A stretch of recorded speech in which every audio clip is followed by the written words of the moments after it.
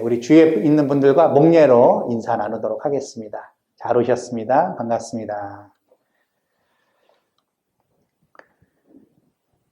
오늘 제가 또 다시 한번 설교를 하게 됐습니다. 이것도 하나님의 뜻이 있는지 모르겠는데 주님 앞에서 우리 모두가 저뿐만 아니라 여러분 모두가 또 가정에 계신 분들 모두가 하나님의 은혜를 말씀을 통해서 나눌 수 있기를 주님의 이름으로 축복드립니다. 오늘 요즘에 이제 이렇게 인사를 하면 좋은 날입니다, 좋은 아침입니다, 굿모닝 하면은 아마 우리 속으로 아마 그런 마음이 들 것 같아요. 아이, 좋긴 뭐가 좋아. 바이러스 때문에 다들 위축돼 있고 별로 그렇게 기분도 상쾌하지 않고 외출도 못 나가고 겨우 마켓 가서 음식 구해오면 그걸로 다행이다 싶고 그런 날들을 우리가 요즘 보내는 것 같습니다. 그러면 여러분 혹시 불행하세요? 그것 때문에? 아니면 지금도 여전히 행복하십니까? 어떠세요? 우리는 하루에도 수십 번씩, 수백 번씩 행복과 불행 사이를 오가는 것 같아요. 늘 행복한 사람도 없고요. 그리고 또 늘 불행한 사람도 없는 것 같습니다. 하지만 가만히 생각을 해보면 우리 자신이 지금 행복하든 행복하지 않든 그 사이를 수도 없이 움직여 다니면서 우리가 깨닫는 게 있는 것 같아요. 그리고 배우는 게 있습니다. 우리 인생 가운데 유익이 되는, 얻는 교훈들이 분명히 있는 것 같아요. 특별히 저와 여러분들은 하나님의 선택된 백성이고요. 또 그리스도를 따라가는 크리스찬들입니다. 우리 모두 크리스찬이기 때문에 세상 사람들과는 달리 특별히 깨닫고 배우는 것이 또한 있다고 생각이 들어요. 세상 사람들도 불행과 행복을 오가면서 많은 것들을 깨닫지만 우리들은 하나님을 믿는 사람들이기 때문에 또 특별한 그런 어떤 깨달음과 교훈이 있다고 생각이 듭니다. 그렇게 우리가 깨닫고 배우고 하는 그 많은 내용들을 굳이 한마디로 표현하자면 여러분 뭐라고 표현하고 싶으세요? 저는 이렇게 표현하고 싶어요. 하나님의 은혜. 하나님의 은혜. 불행 가운데 얻는 교훈이든 행복 가운데 깨닫는 것이든 간에 그 모든 것들을 우리가 돌이켜 생각해 보면 하나님의 은혜구나라고 우리들은 고백할 수밖에 없는 것 같습니다. 고린도전서 15장 10절에 사도 바울이 그렇게 고백하죠. 나의 나된 것은, 내가 지금 현재 나로서 사는 것은 뭐다? 하나님의 은혜 때문이다. 그런 고백을 하잖아요. 그런 고백이 저에게뿐만 아니라 여러분들에게도 있으실 줄 믿습니다. 성경을 연구하고 가르치고 또 설교하는 목사로서 제가 확실하게 자신 있게 말씀드릴 수 있는 것이 있습니다. 그게 뭐냐면 성경에 기록되어 있는 많은 이야기들이 있잖아요. 많은 인물들도 등장하고 사건, 사고들이 등장을 하는데 그것을 통해서 우리는 하나님의 은혜를 얻을 수 있다는 거예요. 근데 이 하나님의 은혜라는 것은 그 특징상 영원하고 끊임이 없는 달콤한 샘물과도 같다는 것입니다. 여러분 정말 그래요. 하나님의 은혜라는 것은요. 아무리 퍼올려도 다함이 없는 그런 샘물입니다.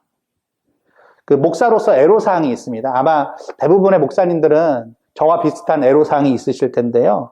그 설교를 하고 성경 공부를 하면서 무수하게 성경을 다뤄야 되잖아요. 그 성경을 다루어야 하기 때문에 아무리 제가 노력을 한다 해도요. 했던 얘기를 또 할 수밖에 없고 또 할 수밖에 없습니다. 여러분 이해가 되시죠? 그렇죠? 근데 그렇게 반복하고 또 반복을 해도 질리지 않는 이유가 있습니다. 그 이유는 그 말씀 속에, 성경 말씀 속에 영원한 생명이 있기 때문에 그래요. 그리고 영원한 소망이 있습니다. 그리고 영원한 기쁨이 있기 때문에 그 영원한 기쁨이 바로 하나님의 은혜, 그 영원한 소망과 생명이 하나님의 은혜로부터 나오는 것이기 때문에 그것을 반복하여 우리가 듣는다 할지라도 늘 우리가 새롭게 다가올 수밖에 없는 것이죠. 그래서 이렇게 하나님의 은혜를 아는 목회자들이 어찌 보면 좀 뻔뻔스럽고도 어찌 보면 고집스럽게 그 하나님의 은혜만을 이야기함에도 불구하고 그렇게 주구장창 설교를 하고 성경 공부를 함에도 불구하고 그것이 모든 성도들에게 유익이 될 거다. 이러한 믿음이 있고 이것이 공급되어야만 하나님의 백성들, 성도들이 살아날 수 있다는 걸 알기 때문에 그렇게 계속해서 하나님의 은혜에 대하여서 이야기하는 것이 아닌가 싶어요. 자, 그러면은 우리 크리스찬들은 어떤 과정을 통해서 불행하다고 생각을 하며 또 어떤 과정을 통해서 진정한 행복을 얻게 되었는지를 오늘 좀 생각을 해 보도록 하겠습니다. 이것을 알려면 우리가 성경의 기본적인 진리를 알아야 합니다. 이 성경이 말하고자 하는 기본적인 원리, 여러분들도 다 아시는 거지만 다시 한번 좀 리프레시를 좀 해보도록 하겠습니다. 여러분, 이 세상이 처음 시작될 때, 아니 그 이전부터 존재가 있었습니다. 우리가 being이라고 말할 수 있을 것 같아요. being. 이 존재는 누구죠? 하나님이십니다. 하나님이 계시는데 이 하나님은 사실 이름이 필요가 있었을까요? 없었을까요? 없습니다. 원래 이름이 필요가 없으신 분이고 없으셨던 분이에요. 왜냐하면 그분만 존재이시기 때문에 그래요. 그분만 being이시기 때문에. 그런데 출애굽기 3장에 보시면 자, 모세가 하나님께 묻죠. 이스라엘 백성들이 당신 하나님의 그 이름을 물어보면 뭐라고 할까요? 그랬더니 하나님이 뭐라고 대답하시죠? 그 유명한 나는 스스로 있는 자니라, 그렇게 대답해 주라는 거예요. 영어로는 I am who I am. 존재하기 위해서 어떤 다른 원인이 필요 없는 분이셨어요. 그것을 강조하기 위하여서 나는 스스로 있는 자니라. 그런데요, 나는 스스로 있는 자니라, 이 말에는 또 무슨 뜻이 담겨 있는지 아세요, 여러분? 이런 뜻이 담겨 있어요, 사실은. 나만 진정한 존재, 유일한 존재인데 그런 나에게 무슨 이름이 필요하겠니? 사실은 그러셨던 겁니다. 자, 그래서 성경은 이 진정한 존재, 유일한 존재이신 하나님을 어떻게 증거하냐면요, 신명기 4장 35절에 보니까 이렇게 이야기를 합니다. 여호와는 하나님이시요 그 외에는 뭐가 없도다? 다른 신이 없다. 이렇게 고백을 하고 있습니다. 그리고 신명기 7장 9절에 보면은 이런 이야기가 있어요. 그런즉 너는 알라 오직 내 하나님 여호와는 하나님이시요 신실하신 하나님이시라.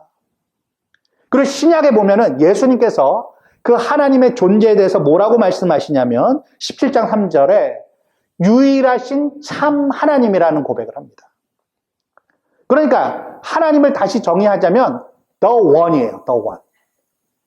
오직 하나이신 분, 하나의 존재이신 분. 자, 그러니까 아까 처음에 말씀드렸던 이 참 존재이신 being과 the one은 뭐예요? 같은 거예요.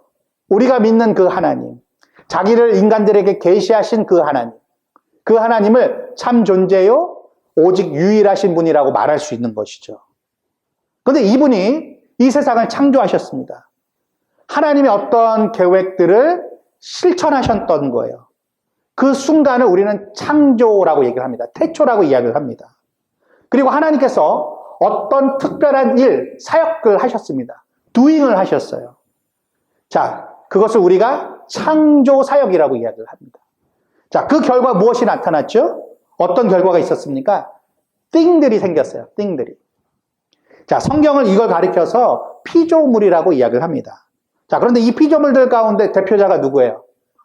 저와 여러분 같은 사람이었습니다. 사람. 우리 자신이었어요. 그런데 하나님께서는 그 성경에 하나님께서 이 인간을 비롯한 모든 피조물이 실은 원래는 굉장히 미미한 존재, 아니 더 정확하게 얘기하자면 사실 존재일 수조차 없는 것을 설명하셨어요.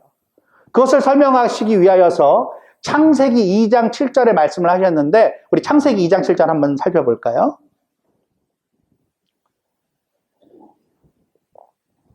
창세기 2장 7절입니다. 인간에 대해서 어떻게 설명되어 있는지 함께 보도록 하겠습니다. 창세기 2장 7절입니다. 다 찾으셨으면 우리 한 목소리로 읽어보도록 하겠습니다. 다 같이 읽겠습니다. 시작. 여호와 하나님이 땅의 흙으로 사람을 지으시고 생기를 그 코에 불어넣으시니 사람이 생명이 되니라. 자, 여기 이제 땅의 흙이라고 나와 있어요. 그리고 예전 그 개역 한글에 보니까 땅이라는 말이 없고 그냥 흙으로 이렇게 되어 있습니다. 근데 여기 땅이라는 말을 붙여서 그 원어에 있는 것을 잘 살렸습니다. 근데 여기 땅의 흙이라고 했을 때 이 흙은요, 사실은 히브리어로 아파르라는 건데요. 이건 더스트를 얘기하는 거예요. 먼지 아시죠, 여러분? 먼지. 여러분, 먼지의 가치를 두는 사람이 있어요, 없어요? 먼지가 뭐 아마존에서 뭐 5불에 팔리고 뭐 한 100파운드에 5불에 팔려 그럽니까? 절대 그러지 않아요. 아무런 가치가 없는 겁니다. 여기에 하나님께서 이 흙에다가 생기를 불어 넣으심으로 해서 사실은 아무것도 아닌 존재였던 그 먼지, 더스트가 사람이 되고 생명이 된 거예요. 즉 유일하신 절대적인 존재이신 하나님이 계시는데 그 being이신, 더 원이신 하나님이 doing을 하셨어요. 그 결과 어떤 능동적인 작업과 조치가 이루어져서 완전하게 아무것도 할 수 없는, 존재라고조차도 말할 수 없는 그 수동적인 그 thing, 그 먼지가 능동적인 존재, 생명이 됐다는 거예요. 그런데 여전히 그 본질은 바뀌지 않았습니다. 여러분, 밀가루를 재배해서 그것을 케이크로 만든다고 해도 그 밀가루의 본질이 바뀌는 겁니까? 그렇지 않은 거죠. 그냥 밀가루를 먹으면 맛이 없겠지만 왜 케이크로 먹어요? 거기에 설탕도 가미하고 이것저것 가미를 해서 더 맛있게 먹기 위하여서 그렇게 하는 것 뿐입니다. 본질 자체는 변하는 것이 아닙니다. 사실 우리 인간도 마찬가지라는 거예요. 그것을 또 어디서 알 수 있냐면요, 그 이름에서 알 수가 있습니다. 여러분, 최초 인간의 이름이 뭡니까? 아담이죠, 아담. 자, 아담 이 말이 어디서 나왔냐면 그 2장 7절에 여호와 하나님이 뭐의 흙으로요? 땅의 흙으로 이렇게 되어 있는데 그 땅에라는 말이 아다마예요, 아다마. 이 아다마에서 나온 게 아담입니다. 즉 흙으로, 먼지로 이루어진 그 땅을 가리키는 말이 아다마예요. 자, 창세기 2장 7절을 여러분들이 자세히 보시면은 그래서 땅의 흙으로라고 되어 있지만 뭐라고 표현하면 더 좋아요? 땅의 티끌, 먼지로라고 표현할 수 있다는 거예요. 그게 아담입니다. 아담의 본질이라는 거예요. 자, 그러면 왜 하나님께서 아담이라는 이름을 사람에게 지어주셨을까요? 너의 그 본질을 알고 있어야 된다는 거예요. 너의 원래 그 자리, 처음 그 자리를 절대로 너는 잊어서는 안 된다는 것을 가르쳐 주시기 위하여서 굳이 아담이라는 이름을 지어주셨다는 거예요. 근데 여러분, 원래 그 히브리적 사고에 의하면요, 그 먼지나 티끌은 사실 아무것도 아닙니다. 그 띵도 아니라 앞에다가 뭘 붙여야 돼요? no를 붙여야 돼요. 그럼 뭐가 됩니까? nothing이 되는 거예요, nothing. 네, nothing이 되는 거예요. 아까도 말씀드렸지만 여기 앉아있는 그 누구도 먼지의 가치와 의미를 두는 사람 아무도 없을 겁니다. 한자로 이야기를 하자면 없을무에 해당하는 단어가 이 아파르, 먼지라는 뜻의 그 히브리 말입니다. 자, 그런데 이 존재인, 이런 존재인 인간이 여러분 나중에는 스스로를 어떻게 여기죠? 이 모든 하나님의 말씀과 의도를 무시하고서 스스로 nothing인 것을 거부합니다. 이게 무슨 의미입니까? 인간 스스로를 something으로 여기는 거예요. something. 자신이 더스트라는 사실을 자꾸 지워내고 인간은 뭐 하기를 좋아해요? I am something special. 이렇게 스스로를 높이기를 좋아합니다. 그것이 노아 홍수의 사건이며 바벨탑의 사건이었어요. 이게 인간의 역사이고 우리가 살아가는 이 세상의 실상이라는 겁니다. 제가요, 뭐 청소를 자주 하는 건 아닌데 가끔 이렇게 청소를 하다가 제가 느끼는 교훈이 있습니다. 청소할 때 가장 기본적으로 많이 하시는 게 뭐예요? 이렇게 먼지를 닦아내는 거잖아요. 저도 먼지를 가끔씩 이렇게 닦아냅니다. 제가 일하는 책상이나 이런 데를. 근데 어느 날 먼지를 닦다가 제가 깨달았어요. 아, 내가 내 처음 자리, 내 모습을 감추기 위해서 내가 이렇게 자꾸 닦아내나 보다. 그 먼지를 볼 때마다 내 모습이 떠오르는 것 같아도 내가 그러나 보다. 나도 모르게. 여러분, 이게 우스갯소리인 것 같지만 여기에 진리가 담겨 있는 것 같아요. 자신의 본질, 자신의 처음의 자리, 원래 자리를 우리들은 항상 지워보려고 합니다. 잊어보려고 하는 거예요. 성경이 이러한 시도를 뭐라고 합니까? 죄라고 얘기를 해요, 죄. 그리고 이러한 시도, 이러한 죄와 결탁되어 있는 존재를 누구라고 불러요? 죄인이라고 부릅니다, 죄인. 사실 이때부터 또 여기서부터 모든 인간들은 불행을 느끼게 된 것입니다. 다른 게 불행이 아니에요. 원래 하나님이 정해놓으신 그 자리, 그것을 기억하라고 아담이라고 이름을 지어 주었건만 인간은 계속해서 그것을 지워내고 닦아내려고 한다는 거예요. 거기서부터 인간의 고통과 불행은 시작된 것입니다. 염려와 두려움과 질투와 분노가 이 죄의 결과로 나타났다는 거예요. 그런데 안타까운 것은 뭐냐면 이 죄로 인하여서 불행하게 된 인간은 그 누구도 그 무엇도 사실은 탓할 수가 없습니다.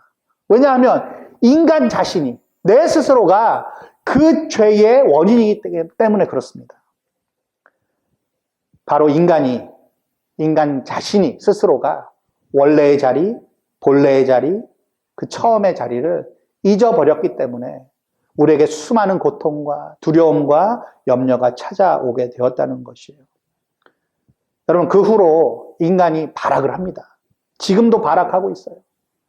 인간이 어떤 짓을 해도 근데 그 불행에서는 헤어나오지 못하고 있는 것 같아요.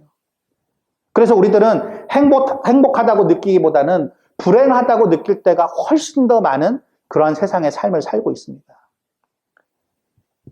이유는 다른 것 없습니다. 우리 스스로 하나님 앞에서 범죄했고 nothing의 자리에서 자꾸만 something이 있는 것처럼 그런 자리로 올라가려고 하고, 그래서 하나님의 말씀하신 대로 인간은 저주를 받게 될 수밖에 없었던 것입니다.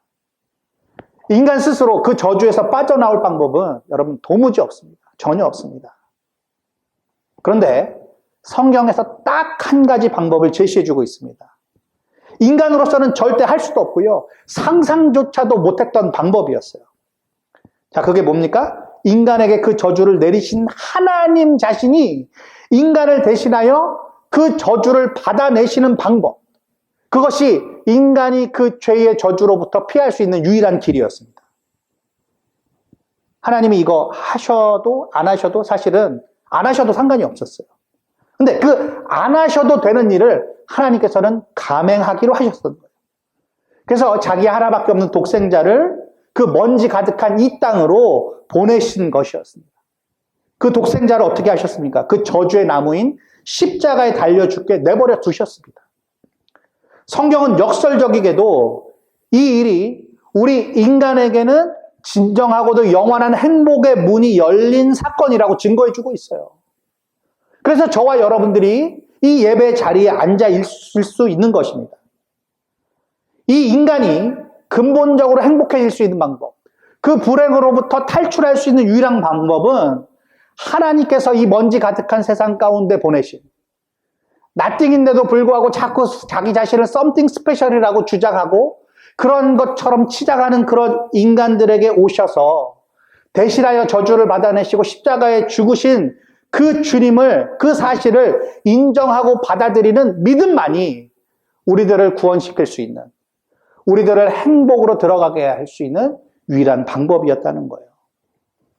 이 믿음만이 여전히 고통스럽고 불행하고 힘든 이 세상을 살아가는 인간에게 진정한 행복과 기쁨이 무엇인지를 느끼게 해주는 유일한 길이기 때문에 하나님께서는 그 일을 감행하셨다는 것입니다.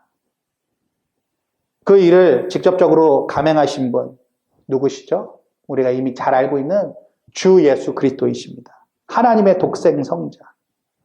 그런데 이 예수님은요, 너무나도 참 놀랍게도 우리가 그랬던 것처럼 자신의 본질의 그 모습, 그 본래의 자리, 처음 자리를 거절하시고 잠시 잊어버리기로 하셨어요.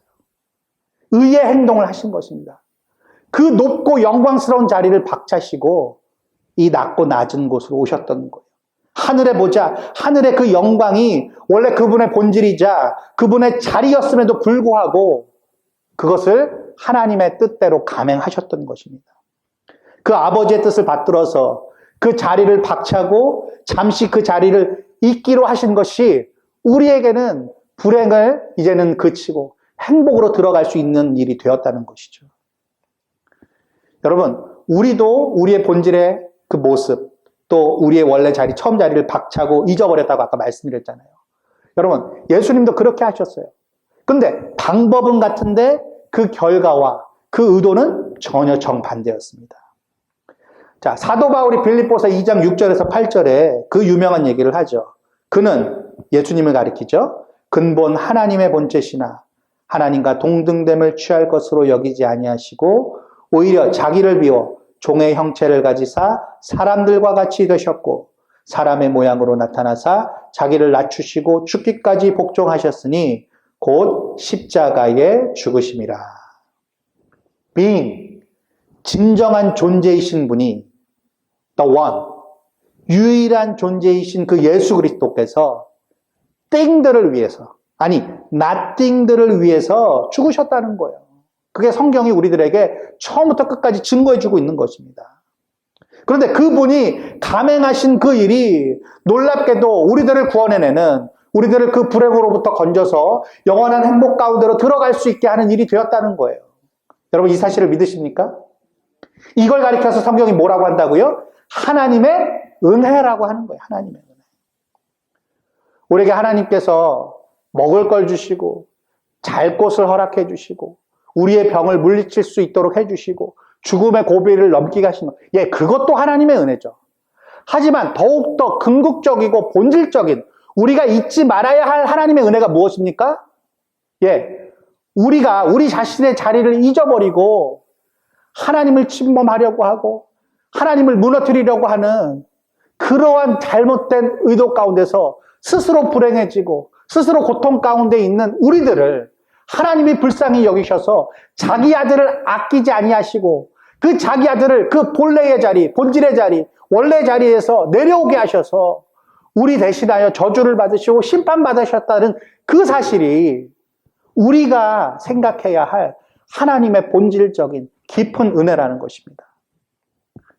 모세가 죽기 전에 이스라엘 백성들에게 오늘 아까 읽었던 그 축복의 말을 전합니다. 자, 신명기 33장 29절 어떻게 되어 있죠? 그 앞부분만 다시 한번 읽어볼까요? 시작.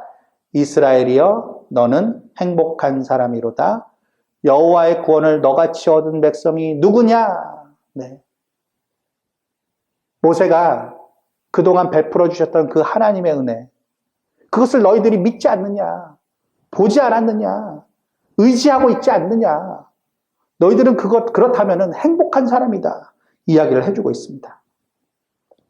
여러분, 모세가 얼마나 많은 고생을 했습니까? 모세만큼 괴로운 일이 많았던 그런 지도자 없었을 것 같아요. 여러분, 출애굽 이후에 광야 생활 내내 백성들의 그 온갖 요구와 온갖 불평에 하루도 마음 편할 날이 없었습니다. 그게 모세의 생활이었어요.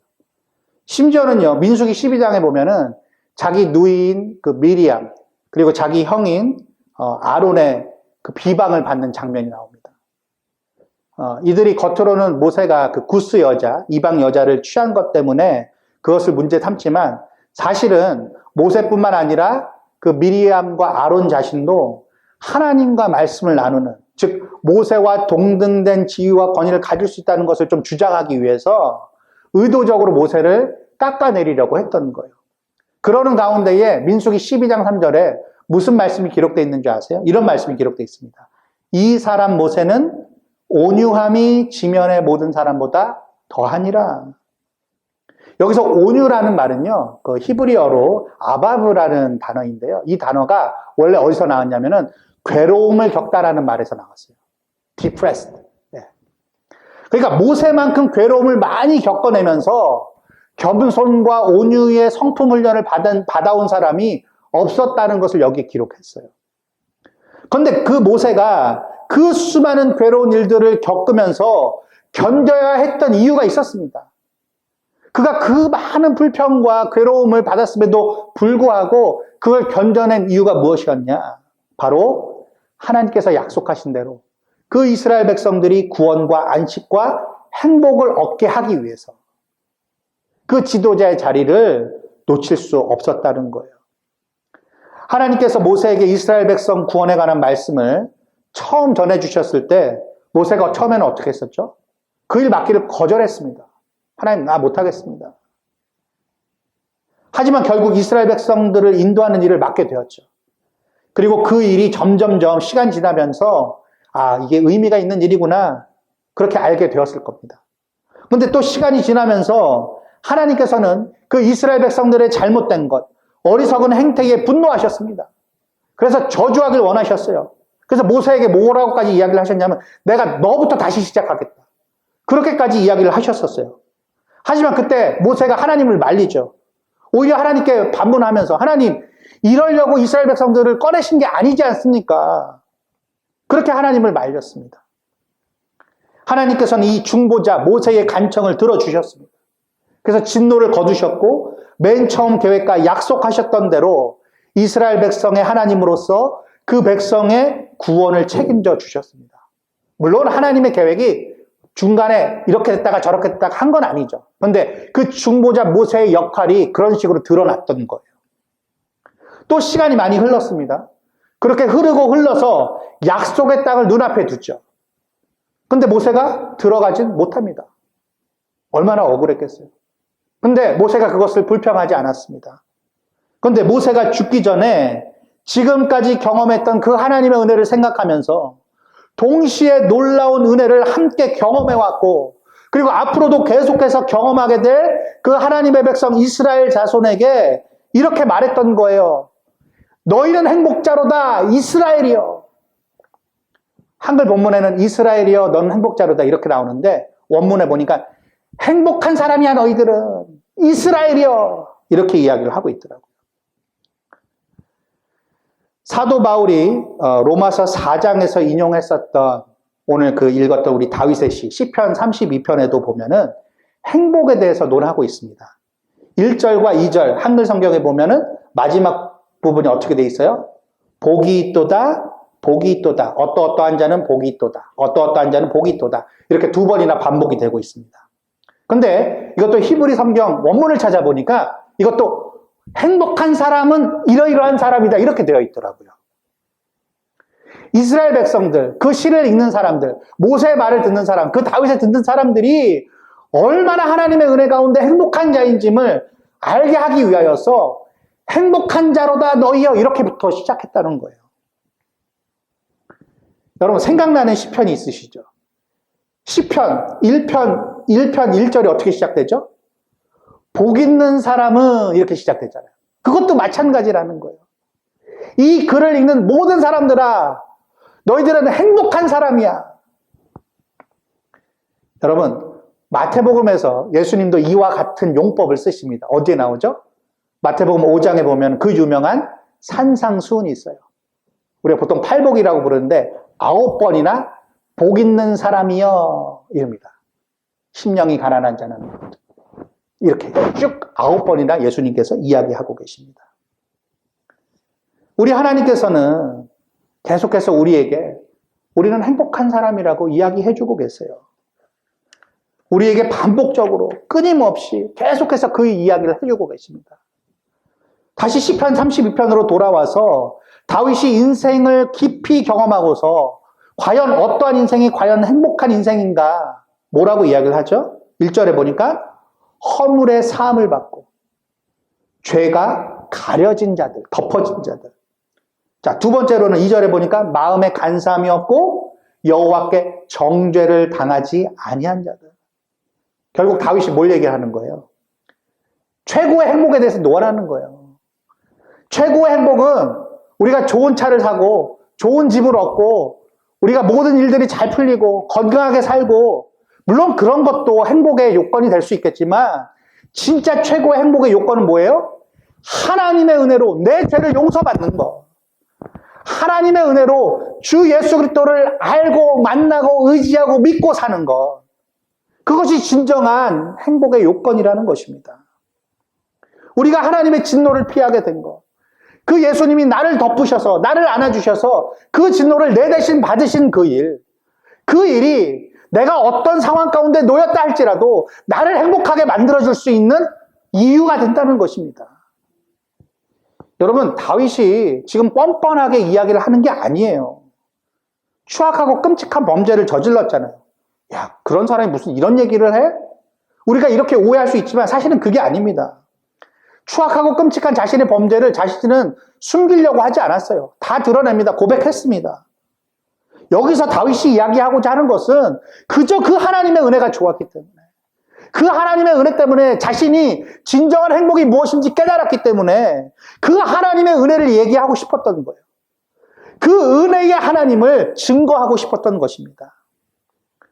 nothing, 먼지에 불과한 자신을, 그 다윗 자신을 하나님께서 어떻게 끝까지 붙드셨는지, 어떻게 끝까지 사랑해 주셨는지, 그래서 어떻게 해서 nothing인 내가, 먼지에 불과한 내가 의미 있는 존재, 의미 있는 인생으로 살아갈 수 있게 됐는지, 그 원동력이 하나님의 은혜임을, 그 은혜의 하나님임을 증거하고 있는 것이에요. 말씀을 맺겠습니다. 우리 사랑하는 성도 여러분, 누가 행복한 성도입니까? 오늘 제목이 누가 행복한 성도입니까?인데, 여러분, 누가 행복한 성도예요? 누가 진짜 행복한 하나님의 자녀입니까? 다른 게 아니에요. 하나님이, 나의 하나님이 되어주셨구나. 그 사실을 인정하고 깨달은 자. 2000년 전에 저주의 그 십자가에 달려 죽으신 예수님이 다름 아닌 나를 위해서, 나를 구원하시기 위해서 오신 구원자이심을 믿게 된 자. 먼지보다도 못한 나 같은 죄인을 우리 주님께서 사랑하시고 끝까지 책임져 주심을 늘 생각하면서 한껏 내 자신을 낮추고 또 낮추는 자. 나의 처음 자리, 나의 본질이 무엇인지를 잊지 않으려고 애쓰는 자. 그게 진짜 행복의 조건이라는 거예요. 그런 사람이 행복한 성도라고 말할 수 있다는 것입니다. 요즘 들려오는 온갖 소식들, 우리가 이렇게 뉴스를 보면서 또 주위에서 벌어지는 여러 가지 상황, 여러분 좋아지기는커녕 점점점 어려워져 가는 것만 같아서 참 마음들이 어려우실 줄 압니다. 한국의 뉴스도 보면서 참 마음이 어렵고, 또 여기 미국도 이제 본격적으로 시작되는 것 같아요. 여기 산타클라라 카운티도 어제 그 뉴스를 보니까 32명의 확진자가 생기고 있습니다. 의도치 않게 그러한 소식들 때문에, 그러한 환경들 때문에 우리의 마음들이 계속 위축되어 갑니다. 점점 두려움에 빠질 수 없는 그런 상황이 된 것 같아서 참 안타깝습니다. 그러나 하지만 이럴 때일수록 우리가 더 생각했으면 좋겠어요. 뭘요? 언제나 우리와 함께 계시는 그 은혜의 주님, 임마누엘의 하나님을 깊이 생각하시는 저와 여러분 될 수 있기를 주님의 이름으로 축복드립니다. 왜냐하면 그게 우리에게 하나님께서 영원토록 놓아두신 행복하게 사는 방법이고 길이기 때문에 그래요. 자, 히브리서 2장 17절에서 3장 1절까지 우리 세 절을 같이 읽고 마치도록 하겠습니다. 신약성경 히브리서 2장 17절, 18절, 그리고 3장 1절.